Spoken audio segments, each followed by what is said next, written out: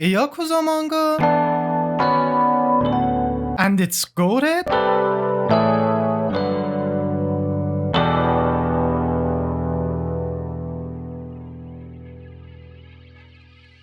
This manga is called Helldogs, and it even has a movie if that's your thing. And the movie is pretty popular, but the manga is insanely slept on. It's only 24 chapters and it is a goddamn masterpiece. So without any further yapping, let's get into it. This manga starts with a fight, which in it, every single underhanded method is used, from vehicles to guns to knives to screwdrivers. Nothing is off limits. And in this fight, one Yakuza sticks out. He's a lot crueler, a lot more professional, and he's our main character. His name is Kanetaka, and he's a cold-ass motherfucker. From the moment you see this guy, you realize this guy is different. He gets blood thrown in his eyes and he's like, yeah, I'm not closing that shit. He keeps on bashing the dude's head in. So after Kanetaka and his underling beat these dudes to death, they go to bury them. But when they try to do that, one of these dudes are still alive and he begs Kanetaka for his life.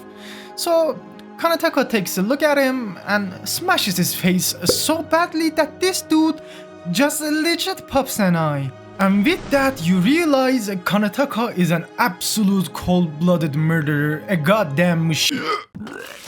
Come on now, you didn't think I would recommend you something that simple, did you? Everything I said about him being a cold-blooded murderer, throw all that shit out the window. He cries in the shower, collapsing while remembering the shit he's done. And to that, you might say he's in the wrong business, and you would be right, because he isn't an actual Yakuza, he's an undercover cop who's infiltrating this Yakuza organization. If you are an Yakuza enthusiast, you would know that in real life, they aren't what they used to be. Their numbers have dwindled, they don't have the influence that they used to have, and they are basically just dying out, so the police can easily arrest them. So that's definitely the case in this manga as well. So to that you might ask, why the fuck are they even going through this mission? They should just arrest him. And that would normally be the case, but this organization is a little bit different. The boss of this organization used to be just like Kanetaka, an undercover cop. But during his mission, he went rogue and actually just joined the Yakuza, later on becoming their boss.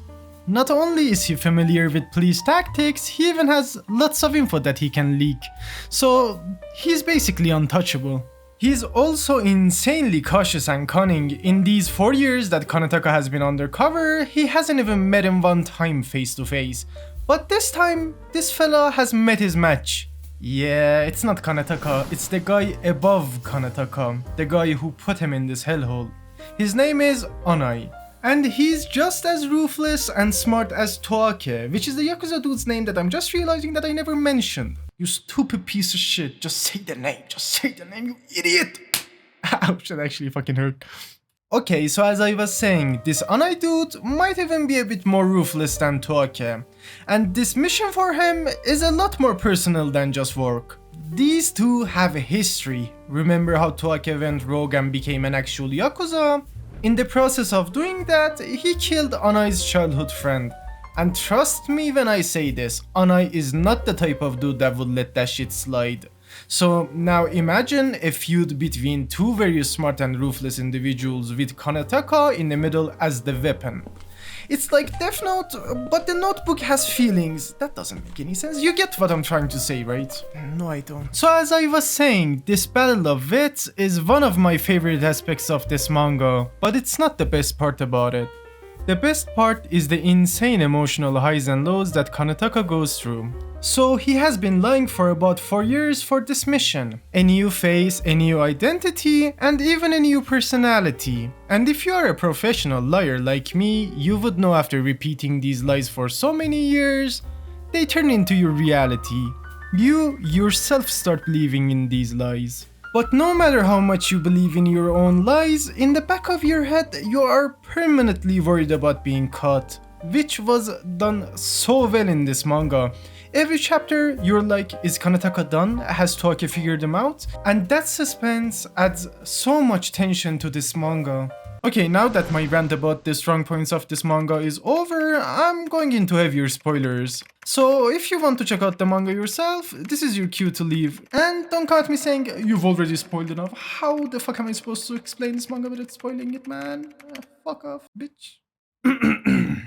Anyways, as I was saying, after years of being undercover and stacking accomplishments, Kanataka finally gets the opportunity to work for Take as his bodyguard.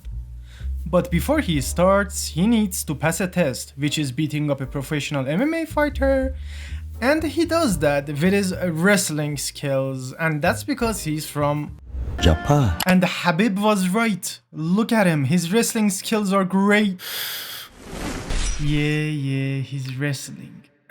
So after this, Kanataka officially becomes a bodyguard for Toake, but he isn't the only one. Alongside him, 3 other dudes become part of this squad, with one of them being the bald dude that you saw in the intro, Muroka Hireki.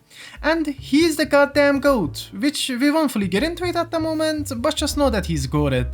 So while these 4 work for Toake, they go through lots of situations, some designed by Toake to test them, cause he's hella cautious and doesn't just work with anybody, and some by Anai to take Toake down or at least throw him off his game. During one of these situations, where Toake is in the club doing some Yakuza business with other Yakuza, as Yakuza do, I said Yakuza way too many times, Kanataka is there as his bodyguard, and he notices some calluses on a server's hand. And when he questions her about her life, he realizes, yeah, this is not the hands of someone who has calluses.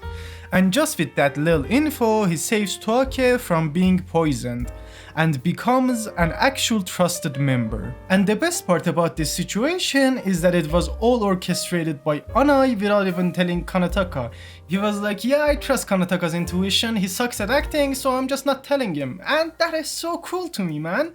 He's an insane risk taker, and he does that shit permanently in this manga. His ex-wife, his kids, it don't matter, he will gamble with their lives to get what he wants. So Anai does all these operations to weaken Toake by getting rid of the 3 dudes that are working directly under him. And the problem is that Kanataka has to be in the center of every single one of these missions. So you might ask, what's the problem in here? He's an undercover cop and he's just doing his job. And you would be right, but remember how I said lying so much makes you believe in these lies yourself?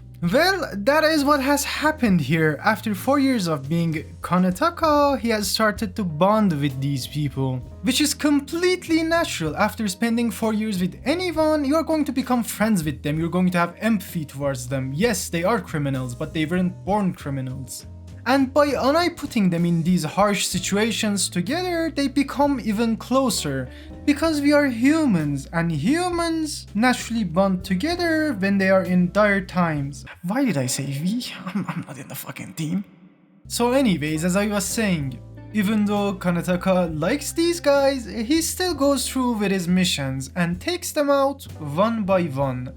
Until he reaches Muroka, and that's where things get spicy. So Muroka has been with Kanataka the longest, and he sees Kanataka like his older brother. So when he discovers that Kanataka is working for Anai, he doesn't even rat him out. He's like, yo, you gotta leave, just dip, I know you have the funds. Which is insane when you learn about his past. When Muroka was a child, he was part of a cult where they fed him drugs, brainwashed him until his brain was shattered. And because of that, he became a person who had no remorse when killing a person. He became the perfect killer. So when a person like that tells you to run instead of killing you, you know that they care about you. Well, either which way, Kanataka doesn't run. He kills him in a fight which is both disgustingly beautiful and painful. For you as a reader and for them as well, they care about each other. Especially with Muroka, Kanataka hesitates. Even Muroka, the perfect killer, hesitates. It is beautiful, it is done so well, you have to read it, it's not something that I can put in the words with my disgustingly bad English. So after killing Muroka, Kanataka is done with this, he just wants this mission to be over. And the only reason he has gone this far with this mission is because he has been promised false hope by Anai. Anai promised them bigger and better cases which are impossible after you go undercover. And that's because every single criminal in the city knows you now. And it's not like Anai ever wanted Kanetaka to come back to the police. He wants him to remain a Yakuza. He wants him to be the boss. He wants the police to control the Yakuza. And all these points are explained to Kanetaka by Toake the next day when Kanetaka tries to steal the files. So you might ask, how did Toake learn about Kanetaka being a cop? And the answer would be because of Muroka. No, he didn't rat him. He just saw the worry on his face and he was like, yeah, something is fishy. And don't forget that he's a genius, so by piecing the puzzles together, he was just waiting for Kanetaka like a fucking endgame boss. And he's not even there to kill Kanetaka because he knows what Kanetaka has been through. He has been through the same shit. And that is exactly why he offers him to join the Yakuza. For real this time. But at this point of the story, Kanetaka is just legit done. Done with this mission, done with the Yakuza, done with the police, so he rejects him. He's like, yeah, I've already killed my mentor. I've already killed my best friend. I only have my morals left. So Toaki answers him with a... And after that, they try to transport Kanetaka to torture him. But in the most cinematic way, Anai comes in, saves the day, and kills Toake. But in the process of doing that, he gets shot in his D. So he begs Kanetaka to end him. And he tells Kanetaka, sorry for dragging you into my revenge. And Kanetaka is like, yeah, I know. I can never go back to being a police officer. And right after that conversation, Anai dies of blood loss. And you could even argue that even if Anai wasn't hurt, he would have asked for this. To me, it seemed like his sole reason for existing was this revenge. And after he got it, what was even the point anymore? Now Kanetaka is left with the reality of his situation. No going back to the field, no promotion, legit nothing.